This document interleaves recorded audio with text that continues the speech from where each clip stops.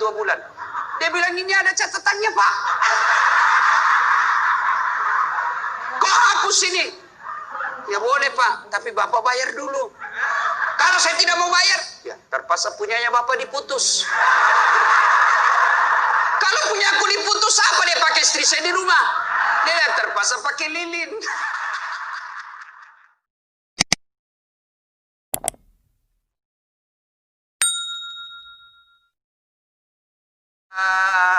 Diangkat menjadi Rasul. Siapa yang angkat? Gubernur atau ketua dari rumah wanita?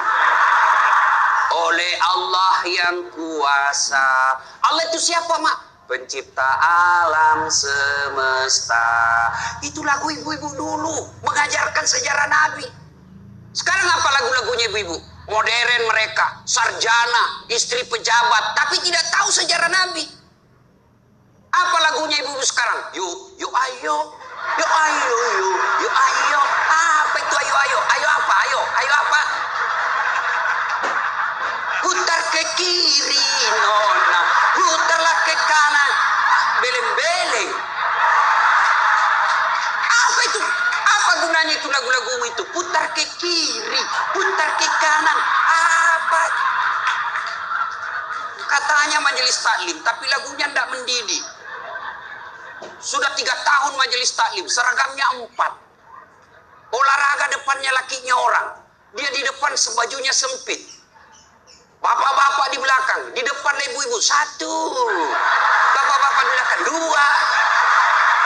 Ini kelakuan majelis taklim ini begini. Ketawa ibu-ibu karena ibu begitu toh. Kalau 17-an apa lagu-lagu seperti itu? Mesti dari kecil sejarah Nabi kita ceritakan. Itu dulu ibu saya kepada saya. Sekarang kepada anak saya bikinkan lagu supaya dia tahu anak Nabi. Anak saya namanya Cek, saya ajari. Cek, nah nyanyi nak. Anak-anak Nabi ada 7 orang. 3 laki-laki, 4 perempuan. Pertama Qasim, Abdullah, Ibrahim, Zainab, Ruqayyah, Ummu Kalsum, Fatimah. Aduknya bernama Siti Aminah. Ayahnya bernama Abdullah. Kakeknya bernama Abdul Muthalib. Pamannya bernama Abu Thalib. Ibu baru tahu toh 7 anak Nabi? Ya. Berapa laki-laki? 3. Berapa perempuan? Anak pertama? Qasim. Coba. Ini dari sini kita tahu lagu. Maka ibu harus pandai-pandai mendidik anak, memperkenalkan sejarah Nabi supaya mereka cinta kepada Nabi. Maka ini tujuannya maulid. Bukan kita mau bidah-bidah. Sekarang ada juga baru belajar agama 2 bulan. Itu pun melalui YouTube. Seolah-olah dialah menjadi panitia hari kiamat. Ini maulid bid'ah. Tidak ada pada zaman Nabi. Tidak ada pada zaman sahabat. Pada tabi'in, tidak ada semua itu. Saya bilang, bos, memang tidak ada pada zaman Nabi. Tidak ada pada zaman sahabat. Kenapa? Mereka hidup sesama dengan Nabi. Mereka lihat Nabi. Segar ikatan mereka soal Nabi. Mereka tahu sejarah Nabi. Jadi tidak perlu dituturkan. Sekarang kita sudah 1400 tahun yang lalu. Banyak umat Islam. La ilaha illallah Muhammad Rasulullah. Tapi dia tidak tahu siapa anaknya Nabi. Maka perlu kembali diingatkan. Jadi kalau orang mau maulid, hargai. Jangan malah dibilang sesat. Masuk neraka. Nenekmu punya neraka. Yang paling enak, yang tidak mau maulid silahkan. Tidak usah. Yang maulid silahkan. Yang maulid ini jangan kau tuduh mereka sesat. Ayo kita saling memuliakan, menghargai sesama muslim. Ya, ini 1 maulid. Yang kedua, ibu-ibu, bagaimana kita maulid ini bisa menjadi bawa pulang, diamalkan. Apa yang diamalkan? Ayo kita sejarah kisah-kisah Nabi saja dulu. Ya, paling gampang sudah. Berapa istri Nabi? Berapa? Ini ibu biar tahu, tidak mau juga dia jawab ini. Berapa? 11. Coba lihat. Istri pertama namanya Khadijah. Tua berapa tahun? 15 tahun lebih senior dari Nabi. Sebelum menikah dengan Nabi, beliau paling kaya di Mekah. Paling kaya di Mekah. Menikah dengan siapa? Muhammad bin Abdullah. Pegawainya waktu itu, karyawannya. Lalu Khadijah selalu cerita-cerita kelebihan Muhammad kepada asistennya, namanya Nafisah. Asistennya, dia selalu cerita, ini Muhammad baik, jujur, kinerjanya bagus, disiplin, sopan ngomong, nguntung juga baik. Nafisah paham. Oh, bunda ini senang sama Nabi Muhammad. Waktu itu belum jadi Nabi. Akhirnya apa? Nafisah jadi tim sukses. Tapi bukan tim sukses pilkada.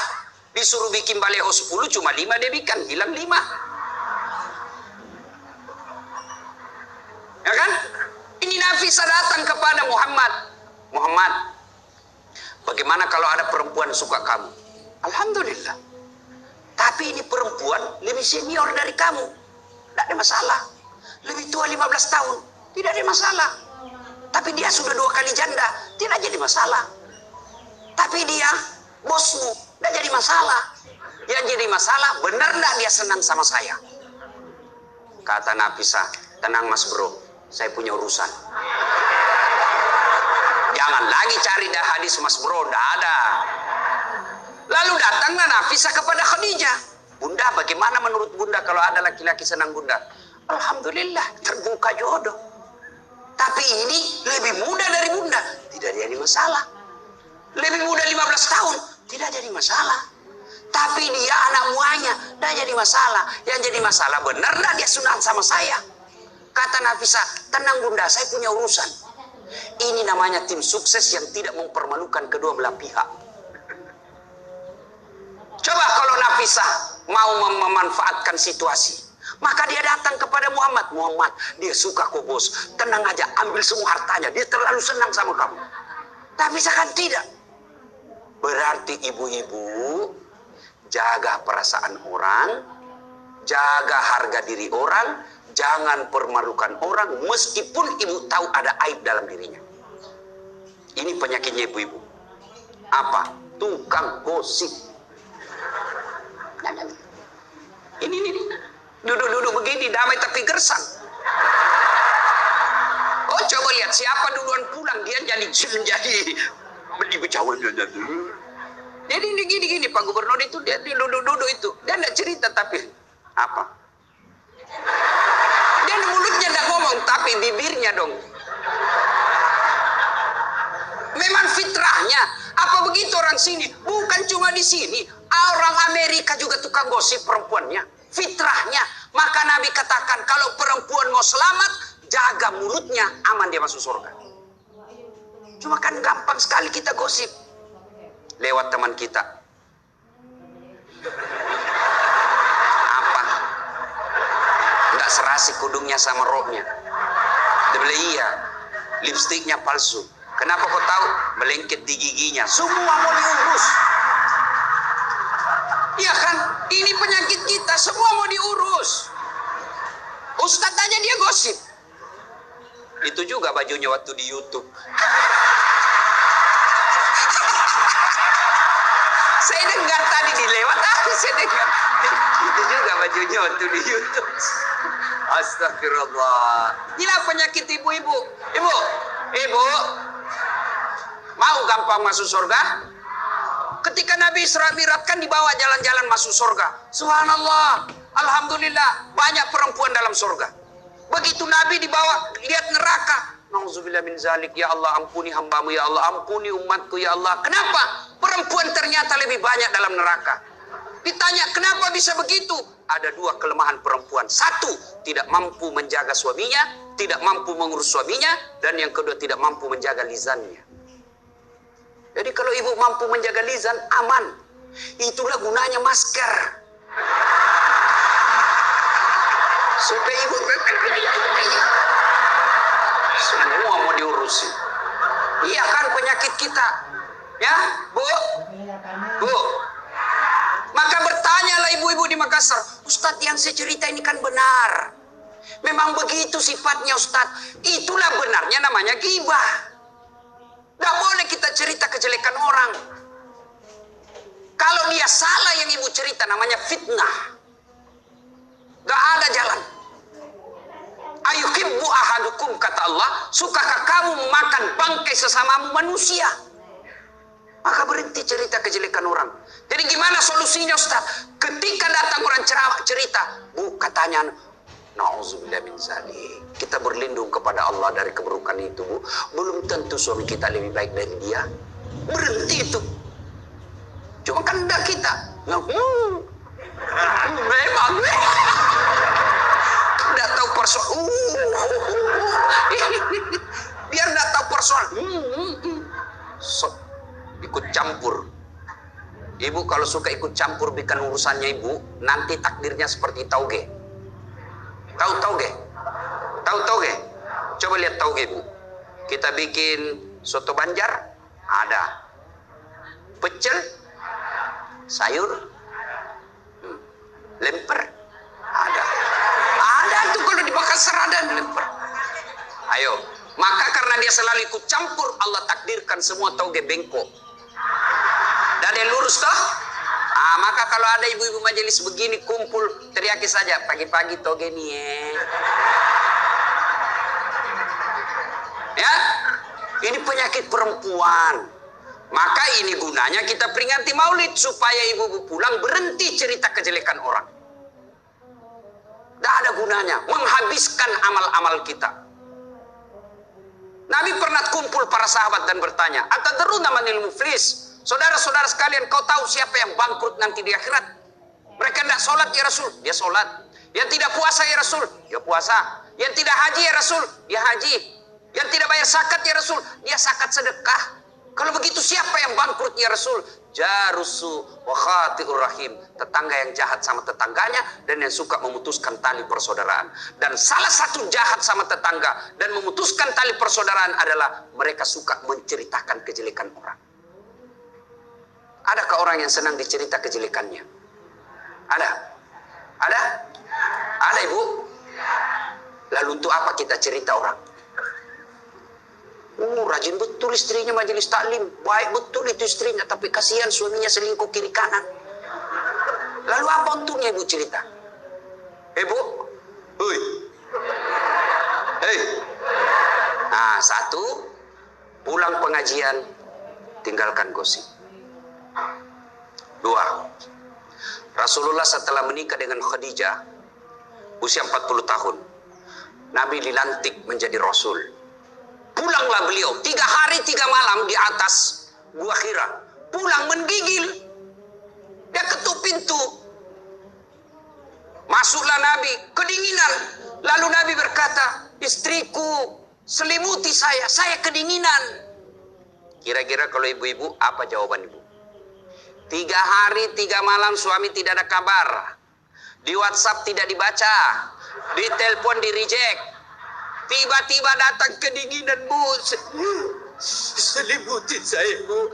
Apa jawaban ibu? Apa ibu selimuti? Enggak, diinterogasinya suaminya. Mana HP-mu? Dari mana kau ini kedinginan? Iya toh? Tapi Khadijah tidak. Khadijah tidak pernah sangka buruk kepada suaminya. Apa kata Khadijah? Sami'na wa ata'na. Hikmah yang kedua buat ibu-ibu, sangka baiklah kepada suami. Demi Allah, tidak ada kebahagiaan rumah tangga yang dipenuhi dengan sangka buruk. Ibu mau bahagia dengan suami? Mau? Hilangkan sakwa sangka, hilangkan sangka buruk. Telepon suami tidak dijawab pagi-pagi, sangka baik. Oh, berarti suami saya lagi sholat duha. 1 jam kemudian ditelepon, belum dijawab juga. Oh, berarti suamiku lagi meeting dengan gubernur. Telepon lagi siang-siang tidak jawab. Oh, berarti suamiku lagi sholat berjamaah di masjid. Sore ditelepon tidak dijawab-jawab. Oh, berarti suamiku dia lupa handphonenya. Tiba-tiba sore masuk, WhatsApp teman kita, saya lihat suami membonceng cewek, cantik betul. Oh, berarti suami saya lagi nge-grab.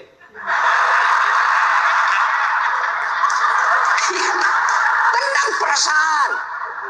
Ibu-ibu, demi Allah, tidak ada kebahagiaan orang yang selalu sangka buruk. Suami enak-enak kerja, hanya tidak dijawab telepon, ibu tidak bisa tenang di rumah. Sangka baik. Orang yang sangka baik, rumah tangganya pasti tidak bisa bahagia. Saya kasih contoh. Ibu. Suami istri 7 tahun tidak punya anak. Di tahun ke-8 dia pergi ke ahli kandungan, periksa istrinya. Wih, alhamdulillah, kata dokter, ibu sudah terlambat 2 bulan. Senang betul. Dia teleponlah suaminya, Pak, alhamdulillah hasil pemeriksaan saya sudah terlambat 2 bulan. Tapi Pak, jangan cerita-cerita dulu ya. Malu kita nanti kalau tidak jadi lagi. Oke Bu, ini rahasia berdua. Jangan cerita ke siapa-siapa. Setuju Bu ya? Setuju Pak. Oke. Beberapa hari kemudian datang petugas PLN. Assalamualaikum. Kata ibunya, waalaikumsalam. Siapa ya? Saya Bu, saya siapa? Petugas PLN. Oh kenapa Pak? Ibu terlambat 2 bulan. Wih. Kenapa dia bisa tahu saya terlambat 2 bulan? Wah, dia mulai curiga sama suaminya. Pasti kelakuannya lagi nih si gendut ini. Kan suaminya gendut, pasti kelakuannya ini si gendut ini. Pulang suaminya capek, di jalan macet, kehujanan, baru buka pintu. Memang kau pembohong gendut. Apalagi ini pembohong. Orang capek, pembohong gendut. Apa? Kenapa itu PLN tahu saya terlambat 2 bulan? Pasti kau yang cerita. Bukan saya. Kenapa? Wah, suaminya juga marah digendut-gendutin. Dia datang ke PLN. Ada apa kau tahu istriku terlambat 2 bulan? Dia bilang ini ada catatannya Pak. Kau hapus ini. Ya boleh Pak, tapi Bapak bayar dulu. Kalau saya tidak mau bayar, ya terpaksa punyanya Bapak diputus. Kalau punya aku diputus, apa dia pakai istri saya di rumah? Dia terpaksa pakai lilin.